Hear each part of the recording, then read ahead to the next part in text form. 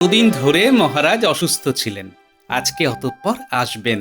সত্যি মহারাজ ছাড়া রাজসভা যেন মণিহারা ফণি।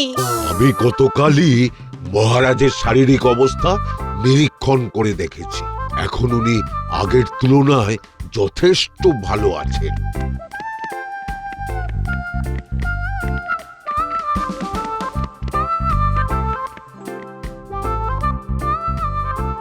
মহারাজ, আপনি রাজসভা সামলাতে পারবেন তো? হ্যাঁ হ্যাঁ রানী, পারবো পারবো, তুমি খামোখা চিন্তা করো না। আর সবাই তো আছে, কোনো সমস্যা হবে না। দেখুন মহারাজ, কোনো কিছুতে অসুবিধে বোধ করলে আপনি বরং ঘরে চলে আসবেন। যদি তেমন কোনো সমস্যা মনে হয়, আমরা মহারাজকে অন্দরমহলে দিয়ে আসব। আচ্ছা ঠিক আছে। অনেকদিন পরে তোমাদের সবার সাথে দেখা হয়ে খুব আনন্দ হচ্ছে। তা তোমরা সবাই কেমন আছো বলো? এতদিন খুবই চিন্তিত ছিলাম মহারাজ, আজকে ভালো আছি। এবার যেই কাজগুলো আমাদের আগে করতে হবে সেটা শোনো। বলুন মহারাজ। আমি একটা স্বাস্থ্য শিক্ষালয় বানাতে চাই, যেখানে তরুণ ছেলেদের কবিরাজি চিকিৎসা শেখানো হবে। সাধু সাধু এটা মহারাজ একটা খুবই ভালো চিন্তা। এরকম ভাবে রাজ্যে যদি কবিরাজ বৈদ্যের সংখ্যা বাড়তে থাকে, তাহলে সাধারণ মানুষজনকে আর রোগের ভয়ে চিন্তা করতে হবে না। আর আমারও অনেকটা মাথা থেকে চিন্তা কমবে। আচ্ছা তাহলে গোপাল, আমি বরং আজকে দুপুরে তোমার সাথে স্বাস্থ্য শিক্ষালয়ের খরচপাতি নিয়ে আলোচনা করব, কেমন? আচ্ছা মহারাজ। সব সময় গোপাল আর গোপাল। না, এর একটা চিরস্থায়ী সমাধান করতেই হবে।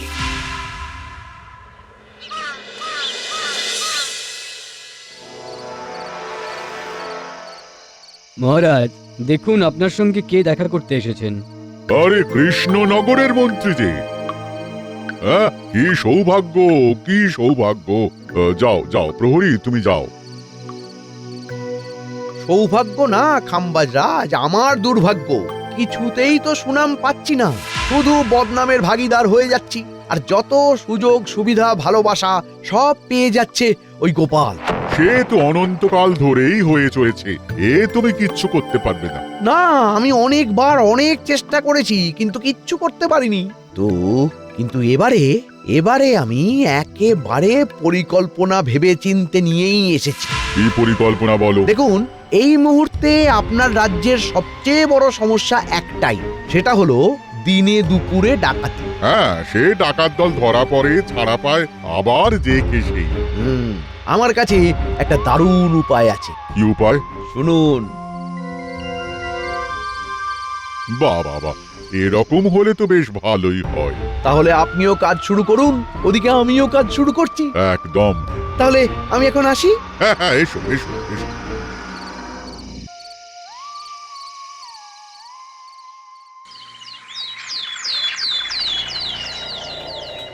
বুঝলে গিন্নি, কাজ হয়েছে। এবার তোমাকে যা যা বলবো তুমি তাই তাই করবে। আগে বলো, কালকে দুপুর থেকে তুমি কোথায় ছিলে? সব বলছি, শোনো।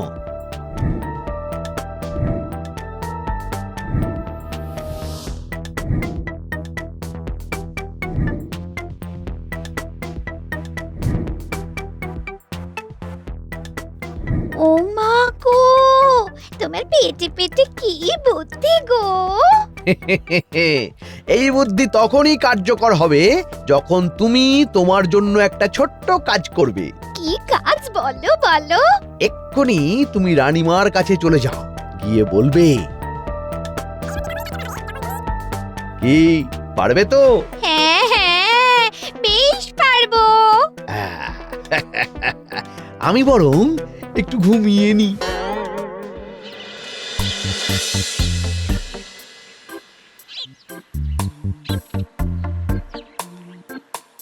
আরে আরে, মন্ত্রীমশাইয়ের গিন্নি না? সকাল সকাল এই রাস্তা দিয়ে যাচ্ছে কোথায়? আরে গিন্নিমা, সুপ্রভাত।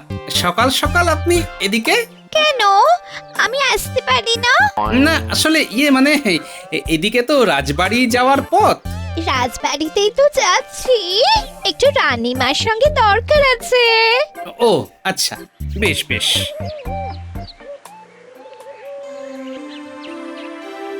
তাহলে তুমি বলছো কাজ হবে? হ্যাঁ, নিশ্চয়ই হবে। বেশ, আমি তাহলে মহারাজকে বলবো ব্যাপারটা। হ্যাঁ হ্যাঁ, বারবার রোগ ভোগ তো ভালো নয়, মহারাজের তো বয়স হচ্ছে। ঠিকই বলেছো।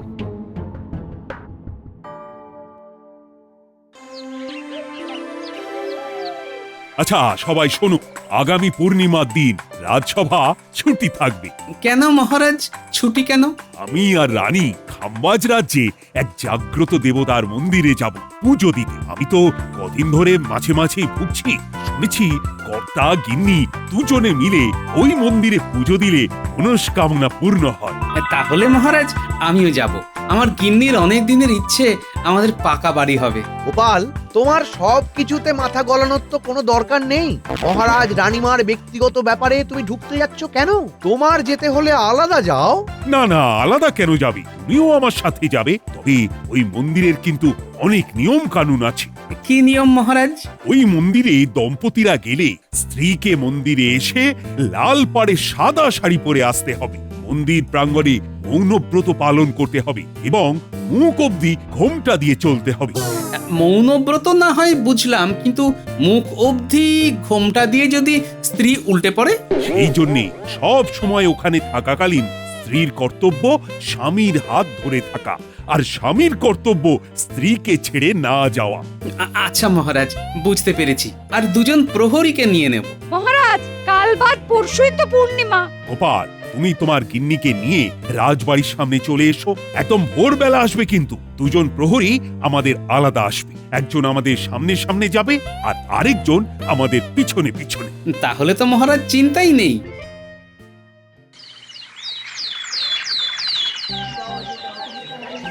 চলো গিন্নি, চলো।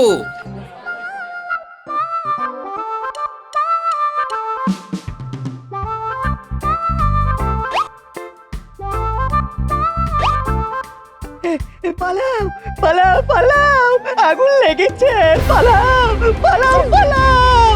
এই, এই, এই, মহারাজ চলুন চলুন, সাবধানে চলুন। আমরা বরং আমাদের গাড়ির কাছেই চলে যাই। হ্যাঁ হ্যাঁ, তাই চলো তাই চলো। বেশ ভালো দর্শন পেলাম, কি বলেন মহারাজ? হ্যাঁ রানী, আমরা মন্দির প্রাঙ্গণ থেকে দূরে চলে এসেছি। এবার ঘোমটা তুলতে পারো। এ কি, তুমি কে? আপনি কে? কে আপনি? এ কি মহারাজ, আপনি মন্দিরে রানীমাকে নিয়ে এলেন আর মন্দির থেকে নিয়ে যাচ্ছেন অন্য কাউকে? এবার আমার কি হবে? কেঁদো না কেঁদো না মেয়ে, কেঁদো না। প্রহরী, তোমরা দেখো তোমাদের রানীমা কোথায়। আচ্ছা মহারাজ। মাগো, মাগো, কি সর্বনাশ হলো গো! বলি রানীমা কোথায় গেল গো? কি মুশকিল হলো বলো দেখি। তুমি আমার হাত ধরলে কি করে? আমি তো আপনার হাত ধরিনি, আপনিই তো আমার হাত টেনে ধরলেন। আর কেউ একটা বললো আগুন আগুন। এবার আমার কি হবে? কিন্তু মহা মুশকিল হলো। তা তা তোমার নাম কি মেয়ে? আমার নাম মানে অনামিকা। অনামিকা। ও গোপাল, আমার যে খুব চিন্তা হচ্ছে। তুমি একটিবার গিয়ে দেখো না। আচ্ছা মহারাজ, আপনি বরং গাড়ির কাছে থাকুন। অনামিকা, তুমি এখানে কার সাথে এসেছিলে? তোমার বাড়ি কোথায়? আমার তো বাড়ি নেই, আমি অনাথ, পথে ঘাটে ভিক্ষা করে খাই। একদিন এক দয়ালু ব্যক্তির আমাকে পছন্দ হয়, উনি বললেন আমাকে বিয়ে করবেন। আজকেই তো বিয়ে করার জন্য আমাকে নিয়ে এসেছিলেন, আর হারিয়ে গেলেন। এ তো আরো মুশকিল। এখন আমি কোথায় যাব? আমার এবার কি হবে? কে বিয়ে করবে আমাকে? ঠিক আছে ঠিক আছে, দেখছি তোমার কি ব্যবস্থা করা যায়। আগে রানীকে খুঁজে পাওয়া যাক। মহারাজ, আমরা দুজনে পুরো মন্দির চত্বরে অনেক খুঁজলাম, কাউকে দেখতে পেলাম না। কি বলছোটা কি? আরে জলজ্যান্ত মানুষটা দিনে দুপুরে উধাও হয়ে গেল নাকি? মহারাজ, চারিদিকে তন্ন তন্ন করে খুঁজলাম, কিন্তু রানীমা কোথাও নেই। ও রানী, এখন আমার কি হবে?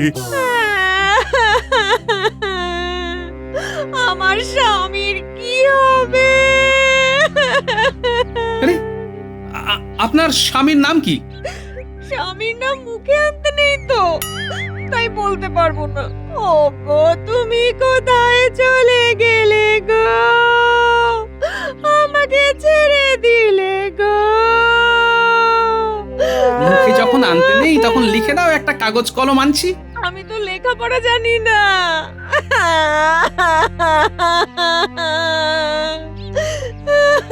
মহারাজ, অনেক বেলা হতে চললো, আমরা বরং একটা কাজ করি, আমাদের প্রহরীদের বলি খাম্বাজ রাজকে একবার এই বিষয়টা জানাতে। তিনি যদি কোনো সাহায্য করেন। তাহলেই হয়েছে। ও রানী, তুমি কোথায় গেলে? ওই প্রহরী, বলো গোপাল দাদা। তোমরা দুজন এই রাজ্যে আপাতত থেকে যাও, রানীমাকে খুঁজে বের করার চেষ্টা করো, ঠিক আছে? ও গো, আমার কি হবে গো? আমার স্বামীকে খুঁজে দাও গো। আমার স্বামীকে খুঁজে দিন না। তোমাকে তোমার স্বামীর নাম বলতেই হবে, সেই যাই হোক, নইলে খুঁজতে পারবো না। আমি তো ওনাকে বাবু বলে ডাকতাম, ভালো নাম তো জানি না। প্রহরী, তোমরা এনার বাবুকেও খোঁজার চেষ্টা করো, এনার কাছ থেকে জেনে নাও তাকে কেমন দেখতে। বলুন দিদি ভাই। মহারাজ, এবারে আমরা কি রাজবাড়ির দিকে এগোবো? তাই চলো, আমি আপাতত যাই, কালকে আবার বেশ কিছু প্রহরীদের পাঠাবো। আমার কি হবে?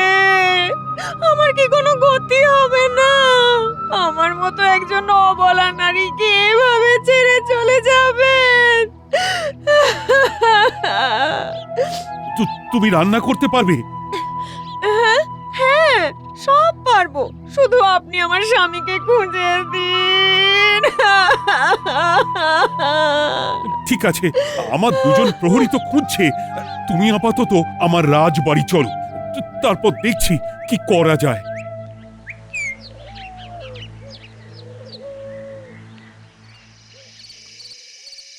আচ্ছা মালতী, তুমি তাহলে সব বুঝে নিলে তো? আমি অনামিকাকে রাজবাড়ির নিয়ম নীতি সব শিখিয়ে দেব। হ্যাঁ। মালতী, তুমি খাবার দাবার মহারাজকে দেওয়ার আগে ওই নুন ঝাল ঠিক হয়েছে নাকি একবার দেখে নিও। আচ্ছা। চলুন মহারাজ, অন্দরমহলে চলুন। আর আমার মুখে কোনো স্বাদ নেই গোপাল, আর তুমি নুন ঝাল স্বাদ হয়েছে কিনা দেখতে বলছো? আমি স্বাদের জন্য পরখ করতে বলিনি মহারাজ, একজন অচেনা অজানা মেয়ে হঠাৎ চলে এলো, নিঃশ্বাসের বিশ্বাস নেই, তাকে কি করে বিশ্বাস করি বলুন তো? হ্যাঁ, তাও ঠিক। ওর সব কথাই তো ভাষা ভাষা, গোল গোল, না নিজের স্বামীর নাম জানে, না জানে কোনো ঠিকানা। তাই কদিন একটু এই চোখে চোখে রাখতে হবে মহারাজ। আমারও তো চোখে রাখার সময় নেই গোপাল, রানীকে খুঁজে পেতে হবে, আমাকে নিজে গিয়ে দেখতে হবে, পারলে তুমি একটু খেয়াল রাখো। আচ্ছা মহারাজ।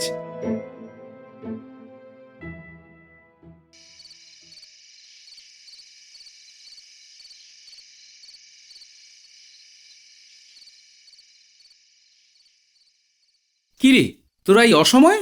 এই এখন কিন্তু আমি গল্প শোনাতে পারবো না, মন মেজাজ খারাপ আছে। আমরা তো গল্প শুনতে আসিনি দাদু, আমরা দিদার কাছে প্রসাদ খেতে এসেছি। ভালো করেছিস। তার দিদার কাছে কিছু শুনেছিস?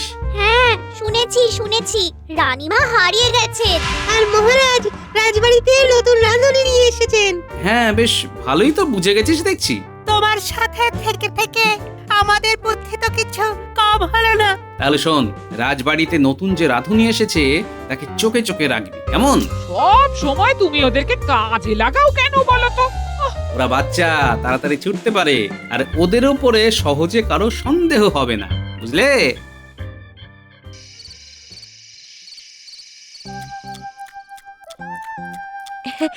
রান্না কেমন হয়েছে মহারাজ?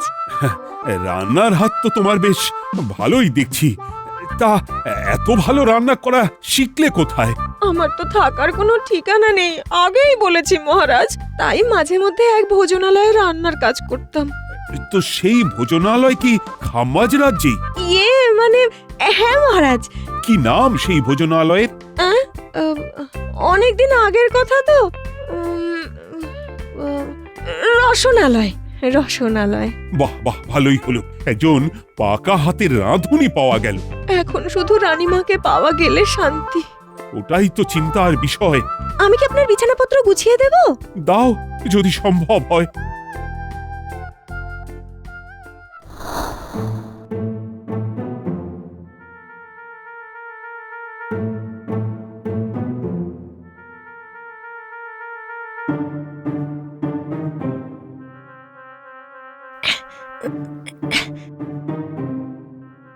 এই তো পেয়েছি। তাহলে তথ্য অনুযায়ী এটাই রাজবাড়ির সিন্দুকের চাবি।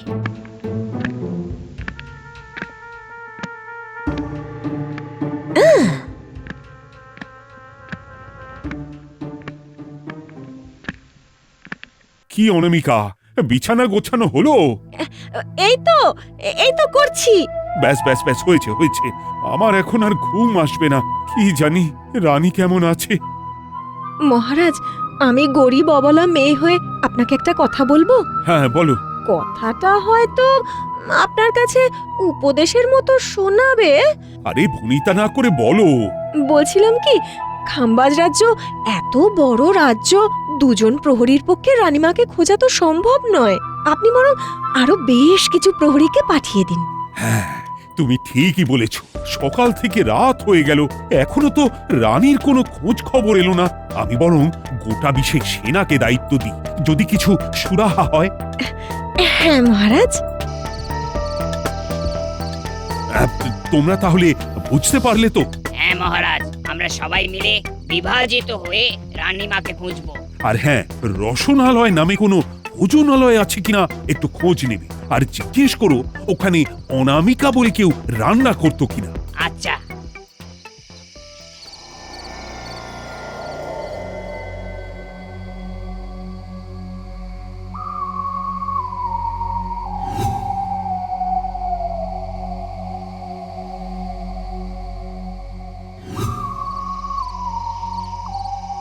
ওই দেখ, রাজবাড়ির পিছন থেকে কোনো একজন মহিলা মনে হয় বেরোলো।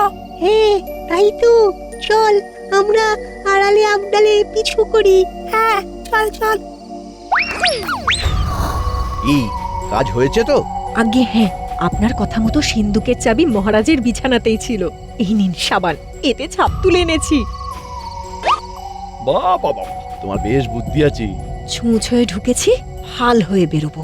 আগামীকাল রাতে আমার দলের ডাকাতরা রাজবাড়ি আক্রমণ করবে। কিন্তু রাজবাড়িতে তো অনেক প্রহরী আছে। তাদের সবাইকে বুদ্ধি করে বাইরে পাঠিয়ে দিয়েছি। আমার ডাকাত দল আসবে, ডাকাতি করবে, সোনাদানা ভাগ হবে, তারপর এ রাজ্যের রানীর মুক্তি।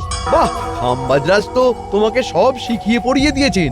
আমি যদি রাজা হতে পারি তাহলে তোমাকেও রাজসভার সদস্য করে দেব। ঠিক আছে ঠিক আছে, আমি এখন আসি। গোপাল দাদুকে এক্ষুনি জানাতে হবে।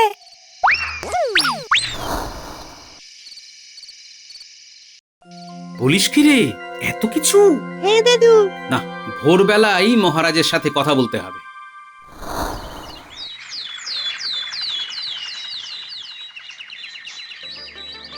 কি বলছো কি গোপাল? হ্যাঁ মহারাজ। কিন্তু যদি এত ডাকাত একসঙ্গে আক্রমণ করে, আমি আমি সামলাবো কি করে? ডাকাত রানী তো আমাদের কাছে আছে, এরপরে যা করবে ওই করবে। আপনি আজ দুপুরেই মন্ত্রী আর ডাকাত রানীকে কারাগারে বন্দি করুন। বেশ বেশ। এ কি মহারাজ, আপনি আমাকে বন্দি করলেন কেন? আমি কি দোষ করেছি? আমার রানী মুক্তি না পেলে ডাকাত রানীকে শুলে চড়ানো হবে। সাথে আমাদের মন্ত্রীকেও। ও মহারাজ, আরে আমাকে ফাঁসানো হচ্ছে, আমি কিচ্ছু করিনি। কাল রাতে বটতলায় আপনাদের দুজনের বৈঠক আমার বানর সেনারা শুনে নিয়েছে। হয়ে গেল। এবার বলো ডাকাত রানী, তুমি কি চাও? তোমাকে শুলে চড়াবো আর আমার রানীকে মুক্তি দেবে? ভুল হয়ে গেছে মহারাজ, আমি লোভের বশে এই পরিকল্পনায় পারিয়েছিলাম। তাহলে এক্ষুনি চলো তোমার ডেরায়। আমাকেও ছেড়ে দিন না মহারাজ। তুমি এখানেই থাকবে আজ থেকে চিরকাল।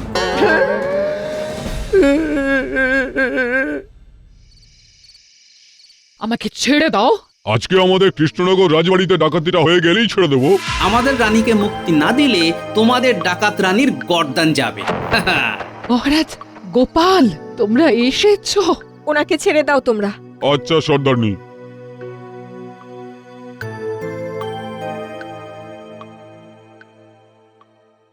তাহলে রানীমাকে শেষমেশ খুঁজে পাওয়া গেল। হ্যাঁ, এবার আমার কাছে সবটা একেবারে জলের মতন পরিষ্কার। কি মহারাজ? গোপাল, তুমি বলো। মন্ত্রীমশাই খাম্বাজ রাজ্যের সাথে পরিকল্পনা করে ডাকাত রানীর দলকে নিযুক্ত করেন। মন্ত্রীগিন্নি রানীমাকে এই মন্দিরে আসার পরামর্শ দেন, তারপর একজন আগুন লেগেছে বলে বিভ্রান্ত করার চেষ্টা করে, আর রানীমাকে সরিয়ে ডাকাত রানী মহারাজের হাত ধরেন। আর তারপর ডাকাত রানীর রাজবাড়িতে রান্না করা, সিন্ধুকের চাবি নকল করা, ধরা পড়া আর তোমার মুক্তি। সত্যি গোপাল, তোমার মতো বিচক্ষণ লোক যতদিন কৃষ্ণনগরে আছে ততদিন আমরা সুরক্ষিত। সব কথা কি এখানেই বলবেন? চলুন এবার ফেরা যাক। হ্যাঁ হ্যাঁ, চলো চলো চলো।